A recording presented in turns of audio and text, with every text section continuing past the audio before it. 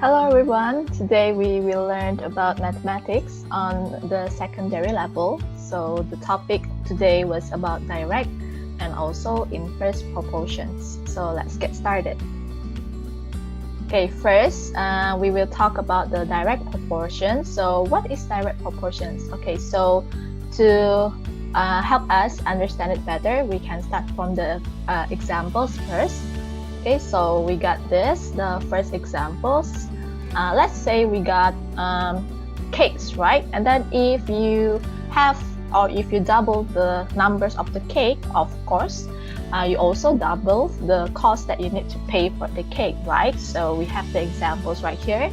If you got one cake, it costs about $3.50. And then if you got two cakes, that means you have to pay twice of that. That means you have to pay $7, and then so on. If you got 7 cakes, that means you have to pay $27.50 for the cake, right? So this is the first examples of the direct proportions. And then we got the second examples to help us better understand what it meant by direct proportions. Okay, so same. The examples is when you triple the ingredient for a cake, let's say, that means you also triple the amount of the cake, right? So let's say in order for us to make one cake, we need 3 ounces of sugars. Therefore, if you want to make 5, you have to times 3 ounces with 5. Therefore, we got 15 ounces. And then if you want to make 3 cakes, that means we have to times 3 ounces of sugar times with 3, so we end up get 9 ounces. Okay. So what is the keyword for direct proportions? So it is when certain quantities increase, the other also increases, and also vice versa. Means that when one quantity is decreased, that means the other quantities will also decrease. Okay, so from that we can get the formula, which is, let's say you got A, okay, and then the event is C, and then you got the B, and then it has the connection with D. So we got this as the formula. A you divide it with B will be equals to when we divide C with D. Okay, so to help us better understand that, we just jump into the examples questions, right? So right here we got questions. A laborer get $980 for 14 days work. So how many days should he work to get 2,100 grams, right? Therefore, we can make this as the this one right here first. Okay, so we got 14. If I work 14 days, I will get $980. Okay, and then how many days do I need to work in order for me to get $2,100, right? So as we know before, the direct proportions, when one quantity increase, the other quantities also increase.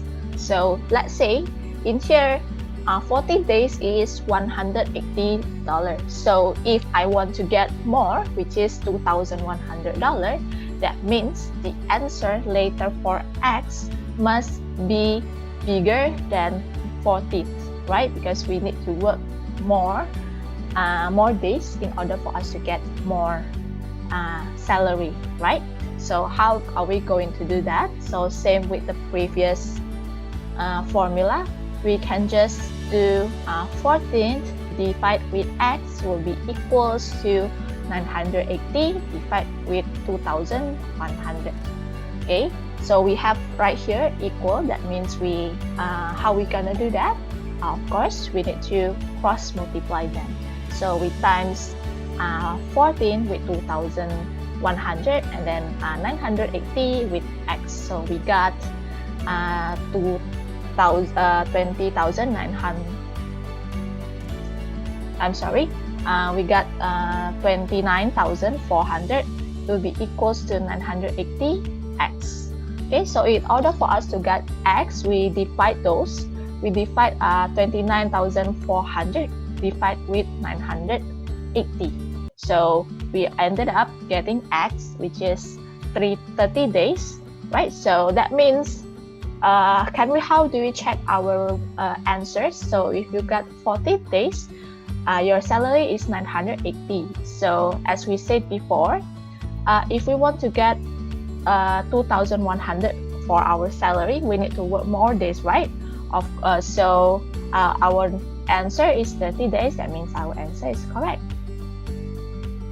Okay, we move on to the second questions. Okay, a car travels 360 kilometers in 60 liters of petrol. So how much distance will it cover in just 12 liters of petrol, right? As we have said before, if one quantities right here from 60 liters, it decrease become 12 liters, right? So as we knew before, in direct proportions, if one quantity is decreased, the other also decrease. So that means how much distance will it cover in 12 liters? Yeah, of course, later the answer will be less than 360 kilometers. Okay, so as before, we can write it like this. Okay, and then how we gonna insert it into the formula? So 60 divided with 12 will be equals to 360 over y. Okay, and then we cross multiply them. So 60 we times it with y, and then 360 we times it with 12. So we got 60y equals to 4,320. And then in order for us to find y, we can divide 4,320 over 60. So we got the answer for y is 72 kilometers. Okay, so is our answer correct? So let's check.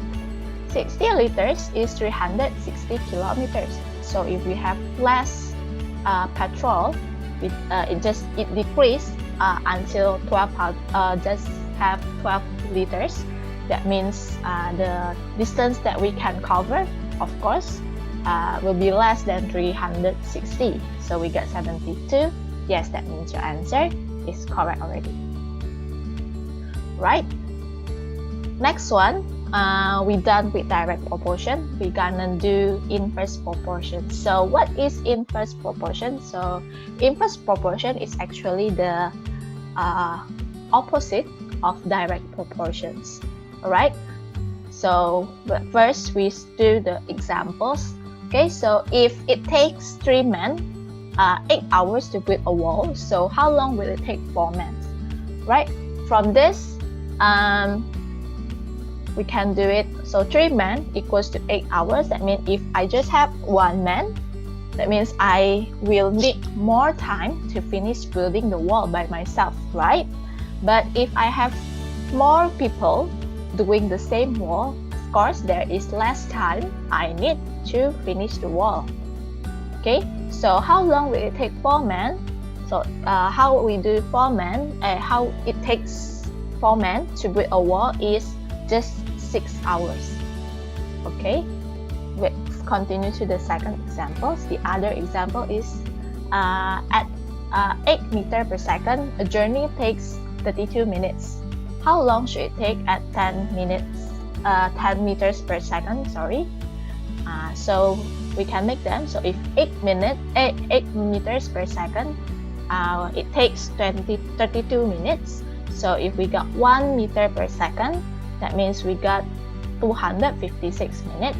And then if we're going faster at 10 meters per second, yeah, of course, our time will be quicker than comparing to the 8 meters per second, right? So it just takes 25.6 minutes.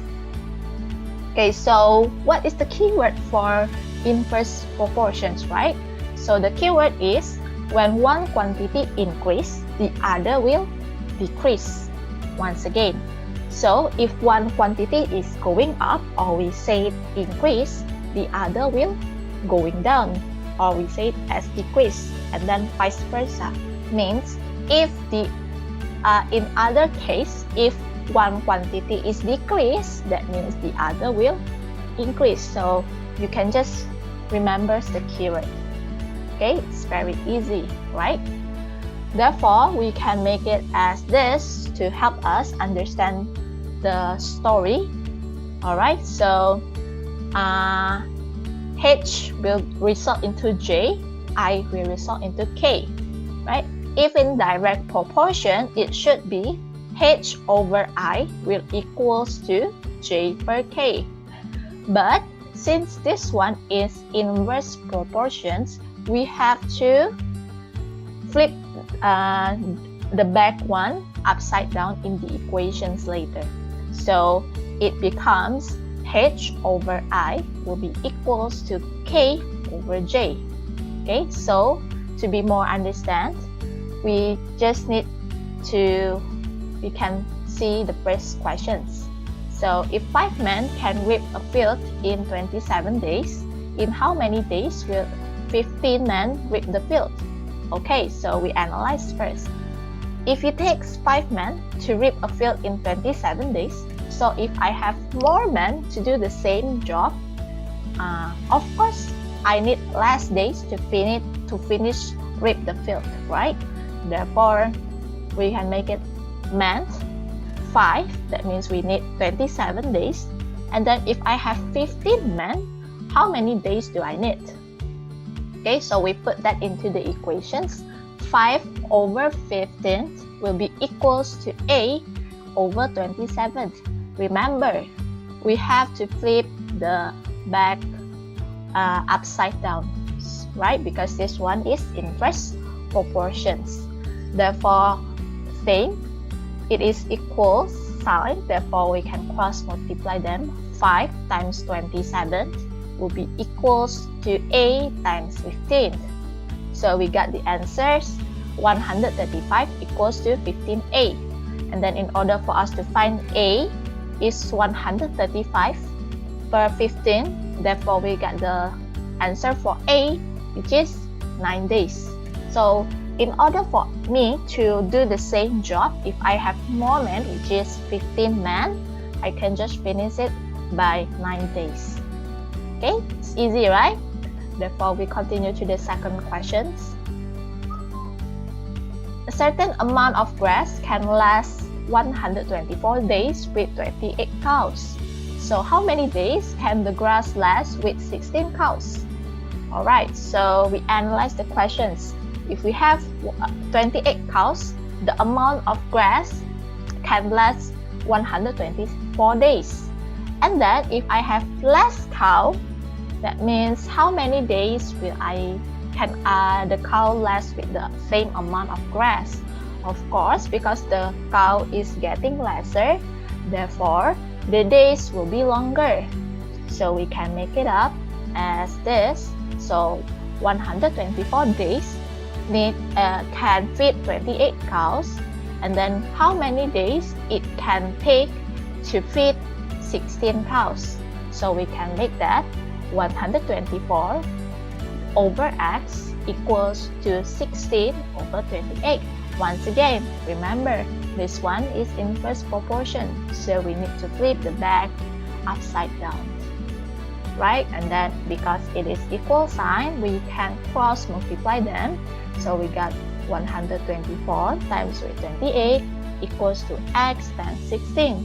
Therefore, we got 3,472 equals to 16x. Okay, so in order for us to find x, we can divide 3,472 over 16. Therefore, we will get the answer x is 217 days, right? So it matches our analyze, right? If we have 28 cows, we can feed it up to 124 days. And then if we have less cow, which is 16 cows, we can feed them more longer. So we got 217 days to finish all the certain amount of grass. Okay, so that's it for today. Thank you for watching. So stay tuned for the next video. Bye bye.